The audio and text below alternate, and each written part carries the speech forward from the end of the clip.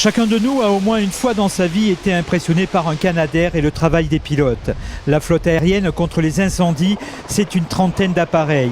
De l'hélicoptère à l'avion de reconnaissance, du bombardier d'eau en passant par le Dash qui transporte 8300 tonnes d'eau ou de retardants. Il va falloir mettre en pratique toute notre expérience pour pouvoir intervenir sur un feu qu'on connaît pas et qu'on n'a pas préparé. Un feu ne ressemble jamais à un autre feu. Les avions bombardiers d'eau permettent une attaque rapide des feux naissants. Ils constituent le pilier de la lutte contre les incendies.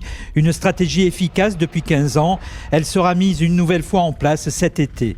Nous sommes dans un niveau de sécheresse comparable à l'été 2017. Et l'été 2017, c'était une saison compliquée. Après, tout peut changer en 3 jours. Il suffit qu'on ait 3 jours de pluie et le risque diminue.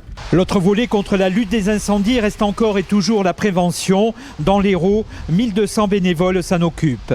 Les comités communaux feux de forêt patrouillent tous les samedis, tous les dimanches. Ils surveillent, ils regardent ce qui se passe. Si les touristes font un barbecue, qu'ils vont aller les informer que c'est pas possible, etc., etc. Pour être traité efficacement, un feu doit avoir parcouru moins de 1 hectare lorsque les premiers avions commencent à le combattre.